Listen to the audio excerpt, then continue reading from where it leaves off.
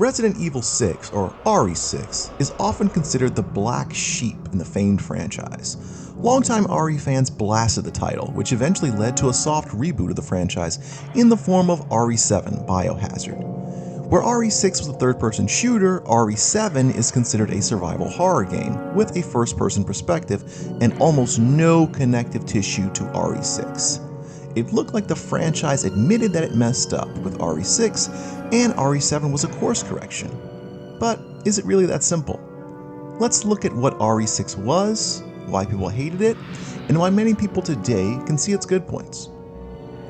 RE6 was released in 2012, during the heyday of military shooters.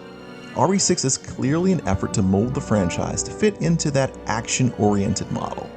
But I would argue that the transition began with the much-loved RE4, which was seen as a breath of fresh air that finally dragged the franchise away from its much-maligned tank controls.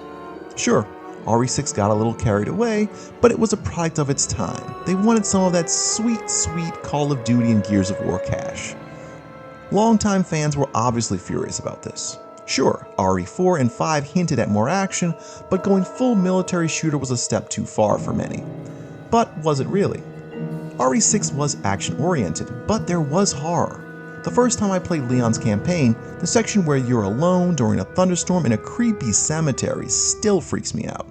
The game is horror-themed throughout, even when the bullets really start flying, and that's what RE6 does best. The story is convoluted, but still fun, and it all fits together nicely. Jake from Sherry's campaign was unpopular, and he rightly never had another major appearance in the franchise. The story's not award-winning, but it's just as good as what we got in RE4 or RE5 in my opinion.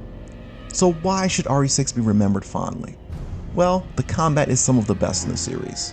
There's this perfect balance between gunplay and very weighty melee. You shoot, pummel, and dodge all sorts of infected, intense exchanges that feature some amazing over-the-top action set pieces. The campaign is around 12 to 14 hours of solo or co-op action-heavy gameplay. That is nearly unheard of today. And the level design is honestly peak. There's a level where a church full of people gets infected, and each one you manage to save rewards you with some items after the fight. There's another standout section in Leon's campaign where a deadly mist is turning everyone into a zombie, so you have to battle the undead while staying one step ahead of the fog. Then there's the kaiju zombie battle in the streets of Europe, all while soldiers take on infected insurgents. It's insanity. Awesome insanity. Some of my favorite memories of the entire series come from RE6, and the franchise has never been more epic or large scale.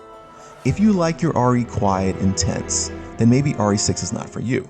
But if you like your RE big, brash, and completely unforgettable, then RE6 deserves its... well, you get it.